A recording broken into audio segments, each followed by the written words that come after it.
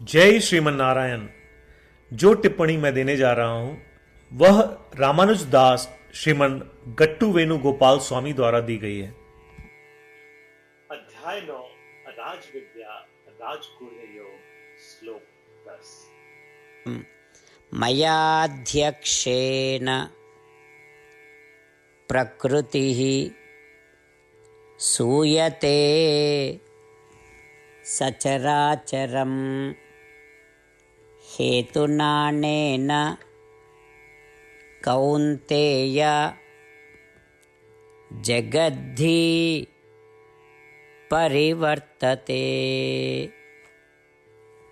ओम।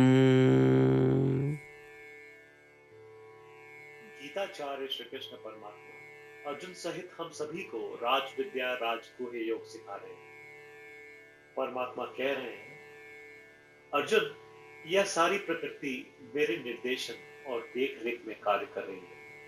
मेरे निर्देशन के तहत यह प्रकृति सभी चेतन और निर्जीव प्राणियों को अस्तित्व में लाती है और इस प्रकार सभी संसार अस्तित्व में आते हैं। अर्जुन, सभी संसार मेरी इच्छा और निर्देशों के अनुसार सृजन, रख रखाव और विघटन के माध्यम से परिवर्तन से गुजरते हैं। यह सारी सृष्टि मेरी अध्यक्षता में कार्य करती है।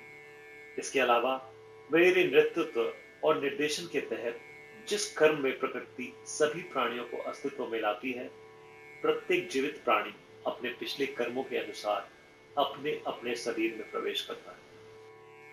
इस तरह श्री कृष्ण परमात्मा यह स्पष्ट कर रहे हैं कि उनके नेतृत्व में यह सृष्टि जन्मती है और सभी कार्य करती है। इसलिए जब भी हम इस अद्भुत रचना को देखें तो हमें याद रखना चाहिए कि संपूर्ण विश्व श्री कृष्ण परमात्मा के निर्देशन में कार्य कर रहा है। अपने जीवन को सार्थक बनाने के लिए श्री कृष्ण परमात्मा के प्रति समर्पण करते हुए आइए हम श्री कृष्ण परमात्मा के वचनों को ज्यों का त्यों दोहराने का प्रयत्न करें। मयाध्यक्षेन प्रकृतिः सूयते सचराचरं हेतुनानेन कौन्तेय जगद्धि परिवर्तते। श्रीमन्नारायण करिष्ये वचनं तव। श्रीमद् भगवद गीता का संपूर्ण सार श्री कृष्ण परमात्मा द्वारा अध्याय 18 श्लोक 65 से 70 में 8 कार्य करने के लिए दिया गया है। श्री कृष्ण कहते हैं, मुझे वे लोग पसंद है जो इन 8 बातों का पालन करते हैं। मैं उन भक्तों की हर प्रकार से रक्षा करूंगा। श्री कृष्ण परमात्मा द्वारा बोली गई संपूर्ण भगवद गीता को सुनने के बाद अर्जुन कहते हैं, करिष्ये वचनम तव, जिसका अर्थ है, कृष्ण, मैं वैसा ही करूंगा जैसा आप कहेंगे। यही कारण है कि श्री कृष्ण ने अर्जुन को सभी प्रकार की सफलताएं और जीत प्रदान की है। आइए परमात्मा को वचन दे कि हम इन 8 कर्मों का पालन करेंगे। ऐसी कोई पूजा, तप या यज्ञ नहीं है जो परमात्मा को यह शब्द देने से बढ़कर हो। मैं कहूंगा कि ये 8 प्रतिज्ञाएं हमें करनी चाहिए। कृपया आप सभी इन्हें अपने दिल और दिमाग में सोचें।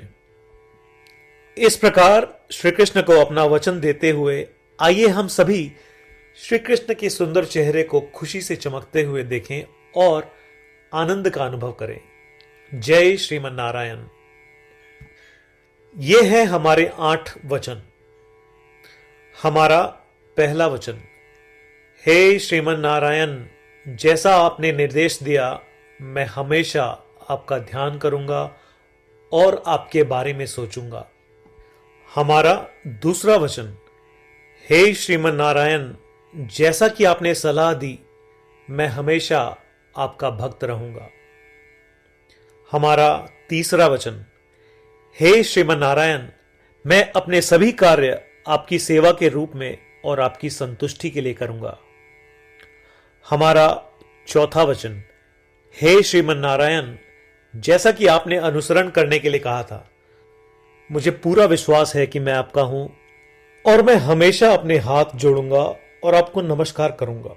हमारा 5वां वचन, हे श्रीमन नारायण, मुझे आपके शब्द मामेकम शरणम व्रज याद आते हैं, जो आपने सिर्फ और सिर्फ आपको ही समर्पण करने को कहा था। श्रीमन नारायण, मैं केवल आपके प्रति समर्पण करता हूं। हमारा छठा वचन, हे श्रीमन नारायण, मुझे आपके शब्द मां शुचः याद आते हैं कि आप हमें शोक न करने का आश्वासन दे रहे हैं। मैं अब शोक नहीं करूंगा। हमारा सातवां वचन, हे श्रीमन नारायण, आपने हमारे लिए श्रीमद् भगवद गीता देकर हम सभी पर कृपा की है और आशीर्वाद दिया है। मैं कम से कम एक श्लोक पढ़ने या सुनने का वादा करता हूं। हमारा आठवां वचन, हे श्रीमन नारायण, आपने सारी मानवता को गीता प्रदान की। मैं गीता में आपके दिव्य शब्दों को उन भक्तों तक फैलाने का प्रयास करूंगा जो गीता से अपरिचित हैं। हमने अभी अभी परमात्मा को 8 वचन दिए हैं। प्रतिदिन श्रीमन नारायण को यह वचन देना कि हम वैसा ही करेंगे जैसा वे कहेंगे, अपने आप में एक महान पूजा है। आइए हम उसे अपने अटल विश्वास के साथ अपना वचन दे।